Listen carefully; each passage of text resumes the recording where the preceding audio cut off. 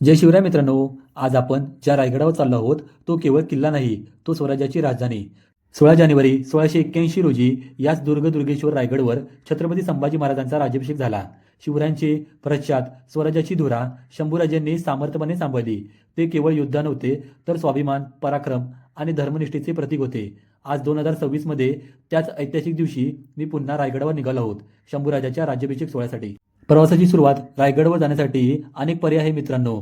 तुम्ही महाडला कसे पण पोहोचू शकता. माझा प्रवास सुरू झाला दादरवरून.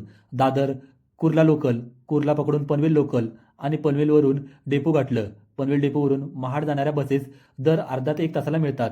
पण एक गोष्ट लक्षात ठेवा, महाडवरून तुम्हाला पाचडची शेवटची बस ही संध्याकाळी 6ची आहे. त्यानंतर कोणतीही बस नाही. महाड ते पाचाड मी पनवेलवरून बस पकडली आणि 7:30 वाजता महाडला पोहोचलो. खूप वेळ झाला होता आणि मला माहिती होतं की आपली पाचाडला जाणारी बस आता निघून गेलेली आहे. तर पर्याय माझा दुसरा होता. गुगल मॅपच्या सहाय्याने 1.5 किलोमीटर अंतरावर एक चौक आहे. या चौकावरून पाचाडला जाणाऱ्या भरपूर अशा बाईक तुम्हाला भेटतील किंवा टेम्पोवाले. पाहू शकता हा चौक.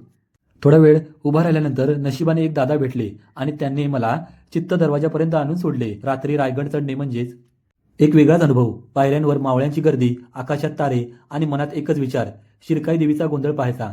महादरवाजा पार करता वेगाने चढायला सुरुवात केली. मोबाईलची बॅटरी कमी पण उत्साह फुल. 9:30 वाजता शिरकाई देवीपाशी पोचलो. भवानी मातेचे दर्शन घेतले आणि होळीच्या माळावर आलो. शिरकाई देवीचा गोंधळ, इथे दिवट्या पेटल्या आणि गोंधळ सुरू झाला.